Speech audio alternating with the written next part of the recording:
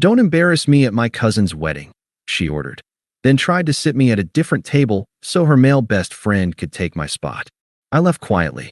By the time I reached my car, she'd left 6 voicemails, each one more frantic, sobbing that she didn't mean it like that, and begging me to please just talk. Hey viewers, before we move on to the video, please make sure to subscribe to the channel and hit the like button if you want to see more stories like this. Thanks. Hey Reddit, I need to get this off my chest. It's been a few months, and looking back, it's almost funny how blind I was. But at the time, it stung like hell. I'm 28, work as an IT consultant, and I've always prided myself on being the steady, reliable guy in relationships. My girlfriend, ex now, Sarah, 27, is a graphic designer. We've been together for 2 years, living in a cozy apartment in a mid-sized city. Or at least, I thought we were building something real. From the start, I was all in. Sarah had lost her job right after we started dating seriously, some freelance gig that dried up overnight. I didn't hesitate. I covered rent for a few months, helped her update her portfolio, even networked with some contacts to get her interviews. She landed a decent position eventually, and things seemed great. I sacrificed a lot without complaint. Like last year, my buddies planned a weekend trip to the mountains. Hiking, beers, the works. I bailed to help Sarah move her stuff into my place when she got evicted from her old apartment. No big deal, I told myself. That's what you do for someone you love. We talked about the future too, marriage someday, maybe kids. I wasn't rushing, but I made it clear I was committed. Sarah always said she appreciated my stability. "You're my rock, Alex," she'd say after a tough day. But looking back, there were red flags I ignored. She had this male best friend, Jake, who'd been in her life since college. He was a salesman, always flashing that charismatic grin, posting about his adventures on social media. Sarah swore it was platonic, but she'd light up when he texted, and they'd hang out one-on-one more than I was comfortable with. I'd bring it up gently, and she'd brush it off. "You're being paranoid. Jake's like a brother." It escalated subtly. Sarah started comparing us. "Jake's so outgoing. He always knows how to work a room," she'd say after a party where I hung back, not being the loudest guy there. Or, "Why can't you be more spontaneous like Jake? He surprised me with tickets to that concert last week." I'd swallow it, thinking I was overreacting. But it chipped away at me. Then came her posts online. Pictures of her and Jake at coffee shops or events. Captions like, "Best times with my favorite adventure buddy." Glowing star, no mention of me, even though I'd been the one paying for half her adventures.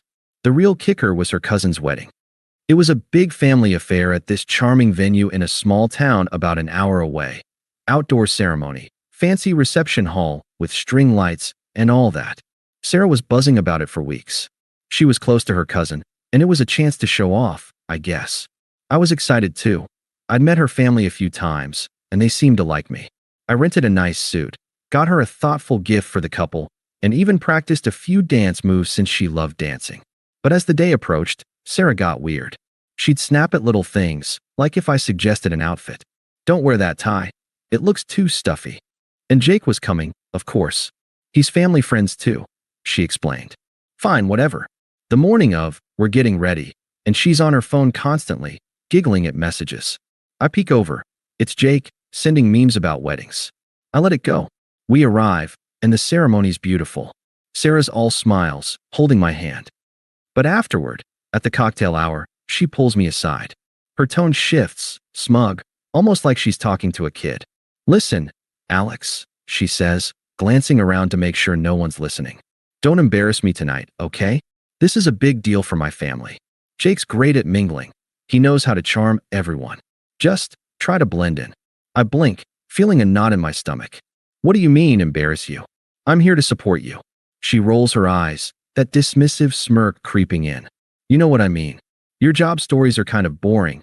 IT stuff doesn't exactly light up a party. And you're so quiet sometimes. Jake's got these hilarious sales anecdotes. People eat it up.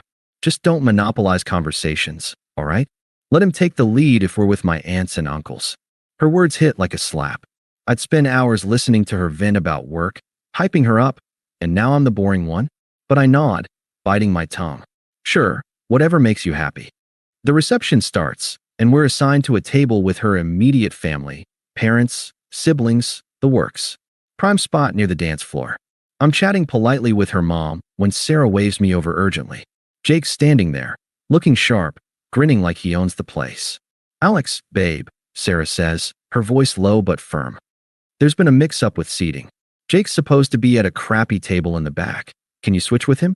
He fits better here. My family loves him. You won't mind, right? It's just for dinner. I'm stunned. The table's full. Her parents, brother, aunts. Switching means I'm demoted to some random spot with strangers, while Jake plays the charming +1. Publicly. Her family would notice. Sarah, that's our table. I'm your boyfriend. Why does Jake need to be there instead?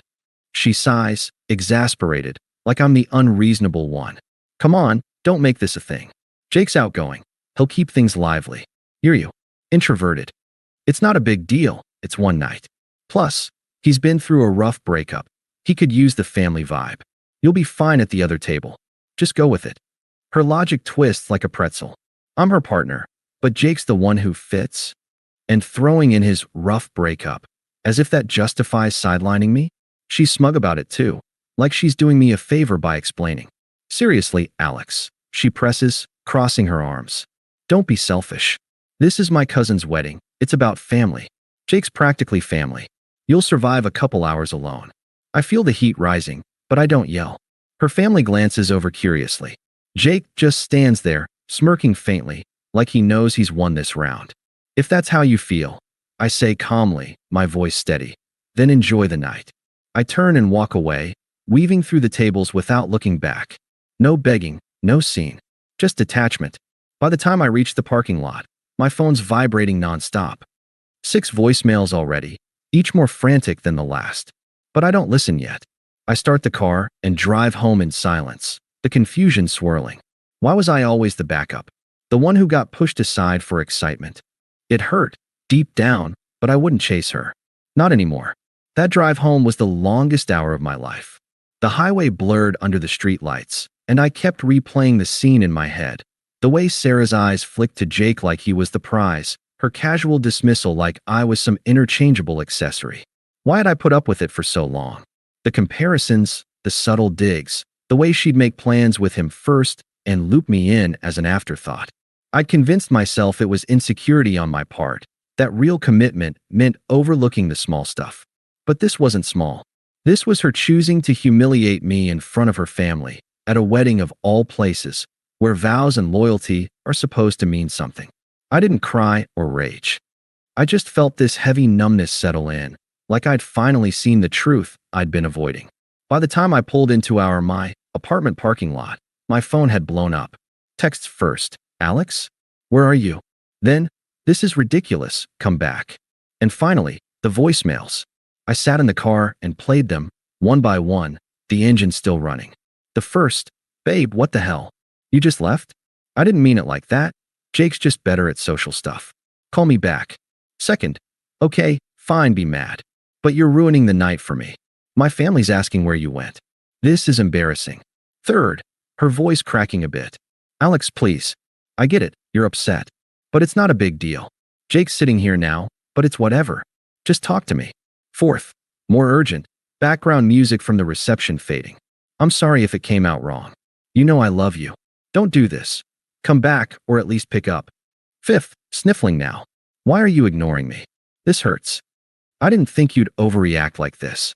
Please, just talk. Sixth, full sobs. Alex, I'm freaking out. What if you got in an accident? Call me. I need to know you're okay. I messed up, okay? Begging you. It was a progression, from annoyed to apologetic to desperate. But listening to them, I realized something. She wasn't sorry for hurting me. She was sorry the night wasn't going perfectly, that her perfect image was cracking. No mention of how I'd felt sidelined, no real acknowledgement. I deleted them all, turned off my phone, and went inside. That night, I packed a bag with essentials, clothes, laptop, toiletries, and crashed at a cheap motel nearby. Didn't want to deal with her coming home drunk and dramatic. The next morning, I unblocked her long enough to send one text. We're done. I'll move my stuff out this week. Don't contact me. Then blocked again. No explanations, no arguments. I called in sick to work, but really, I used the day to reflect. I hit the gym, something I'd slacked on because Sarah always wanted couple time instead. Pushed through a brutal workout, sweat pouring, mind clearing. Why had I sacrificed so much? The skipped trips, the extra shifts to cover her bills, the way I dimmed my own light to let hers shine. It wasn't love, it was me being a doormat. Over the next few days, I kept my head down, rented a storage unit, moved my things out bit by bit while she was at work, changed the locks on what was now fully my apartment. Our lease was in my name anyway, since I'd been the stable one. I didn't post about it online, didn't vent to mutual friends. Just detached, disappeared from her world. Work became my focus. I threw myself into a big project, even asked for overtime. Started hiking on weekends, something I'd loved before her, but set aside. The confusion faded into clarity. This betrayal was a gift. It freed me. I heard bits through the grapevine. Mutual acquaintances who didn't know we'd split yet. Sarah partied hard at the wedding after I left, dancing with Jake all night, posting stories like nothing happened. Best night ever. Family vibes woman dancing, with Jake tagged prominently. But cracks showed even then, apparently. A friend mentioned Jake got too handsy on the dance floor, and Sarah laughed it off, but her cousin pulled her aside, whispering concerns. Then karma started rolling in, slow at first, like a storm building. About a week later, I got a neutral update from a buddy who'd been at the wedding. Jake and Sarah had a blowout fight a few days post-event. Turns out, Jake wasn't just her best friend. He'd been flirting heavily, using the wedding as a networking op for his sales gigs. He'd schmoozed her family for leads, got a couple of intros, then ghosted her when she pushed for more. But it got uglier. During their argument, he blew up, called her clingy, unstable, said he'd only hung around because she got him into events like that. Abusive texts leaked somehow. A screenshot made the rounds in their circle. "You're fun for a night, but you're too much drama," he'd written. "Stick with your boring boyfriend if you want stability." Sarah unraveled fast. She called out sick from work multiple times, tanking a big client project. Her boss put her on probation. Her family, who'd witnessed the seating switch fiasco, turned on her. Her mom, who I'd always gotten along with, apparently chewed her out. "How could you treat Alex like that? He was good to you." Her cousin unfollowed her online after the drama spilled over. Friends distanced themselves too. Mutual ones reached out to me quietly, saying they'd seen the red flags with Jake, but Sarah wouldn't listen. "She posted that stuff knowing it hurt you," one said. "We're sorry we didn't say anything sooner." She ended up isolated, crashing on her brother's couch after I wouldn't let her back in the apartment. Overspent on retail therapy and bar tabs, racking up credit card debt. Her social media went dark, then sporadic, vague posts about learning from mistakes that screamed regret. It was almost poetic. She'd worried about me embarrassing her, but her choices made her the family pariah. Jake? He moved on to some new friend, posting about his latest conquests like nothing happened. Unstable as ever, from what I heard. Bounced from job to job, always chasing the next high. I didn't gloat, didn't seek it out. But hearing it confirmed what I'd started to build, a life without her toxicity. Gym routine stuck, work promotion came through, and I even started dating casually. No rush, just enjoying my freedom. The unfairness of it all lingered for a bit, that quiet ache of why me. But sitting with it, letting the silence heal, turned it into strength. She was the storm, I was the calm after. Of course, she didn't stop at those initial voicemails. If anything, they were just the opening act in her desperate symphony. The first week after the wedding, I kept my phone on silent, focusing on rebuilding. But she found ways around the block, burner apps, email, even LinkedIn messages. It started semi-civil, like she was testing the waters. One evening, about 10 days in, my phone rang from an unknown number. I let it go to voicemail, but curiosity got me. It was her, voice shaky, but still trying to play it cool. "Alex, it's me. I know you're mad, but we need to talk. That seating thing was stupid. I was stressed about the wedding, okay? Jake's just a friend. He means nothing. You overreacted by leaving like that. Call me back so we can fix this." Fix this. As if her public demotion of me was a minor glitch. I deleted it. But then the texts rolled in from her friends, people I'd met a handful of times, suddenly acting like mediators. One from her bestie, Mia. "Hey Alex, Sarah's a mess. She didn't mean to hurt you. Jake's an ass, but give her a chance to explain. You two are great together." Another from her brother. "Dude, My sister's crying nonstop. Family's pissed at her too. But come on, don't ghost. Let's grab a beer and hash it out. Her family got involved next, and that's when it turned unpleasant. Her mom called from her landline. I recognized the area code. I picked up, thinking it might be an emergency, but nope. Alex, this is ridiculous, she started, her tone sharp and accusatory, like I'd been the one causing drama. Sarah told me what happened. Switching seats? That's nothing to end a relationship over.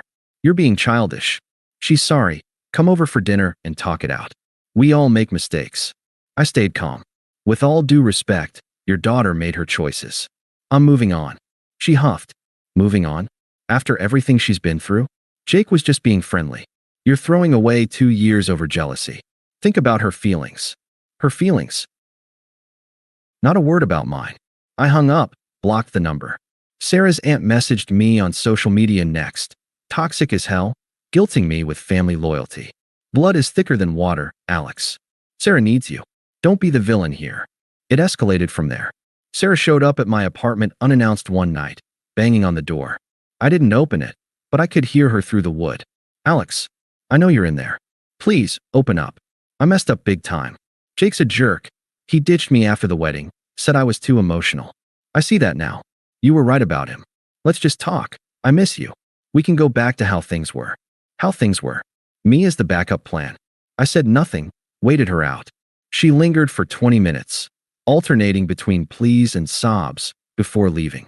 A few days later, the anger kicked in. Another call from a new number, her again, but this time, the desperation had soured into rage.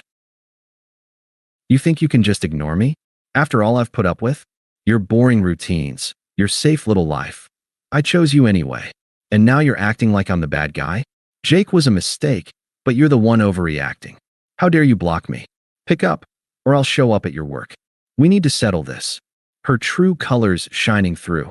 Hypocritical, entitled, twisting it, so I was the problem. She'd justified sidelining me with "it's not a big deal," but now my silence was unforgivable. I saved the voicemail, just in case, but didn't respond. Her attempts peaked with a long email, rambling about how she'd grown from this, admitting Jake had crossed lines but blaming stress, her family, even me for not speaking up sooner. I deserve a second chance, she wrote. Don't you still love me? No, I didn't. And that realization was freeing. Her desperation only confirmed I'd dodged a bullet. Friends told me she was spiraling more, lost a freelance gig because she ghosted a deadline, spent nights out trying to forget, but ending up alone. Her family backed off after I politely told her brother to stop. Even they saw her hypocrisy now. It all culminated about 2 months later at a mutual friend's birthday party. I debated skipping it, small gathering at a local bar, low-key, but I'd reconnected with old buddies, and life was good. I'd gotten that promotion at work, leading a team now, with a nice pay bump. Hit the gym consistently, dropped some weight, felt sharper. And yeah, I'd started seeing someone new. Emily, a marketing coordinator I'd met through a hiking group. No drama, just mutual respect. She valued my stability, laughed at my boring IT jokes. We weren't serious yet, but it felt right. I walked in with Emily on my arm, and there was Sarah, crashing the party uninvited, I later learned. She spotted me immediately, eyes widening. She looked rough, hair unkempt, forced smile. Approached us during a lull, voice trembling but trying for composure. Alex, hey, can we talk? Privately. Emily glanced at me curiously, but I shook my head. No need, Sarah. Enjoy the party. She pressed on, desperate now, ignoring Emily. Please. I've been a wreck. Jake was abusive, yelled at me, ghosted after using me for intros at the wedding. I lost friends, my job's on thin ice. I realized what I had with you. I was stupid, smug. Let me make it up. We can start over.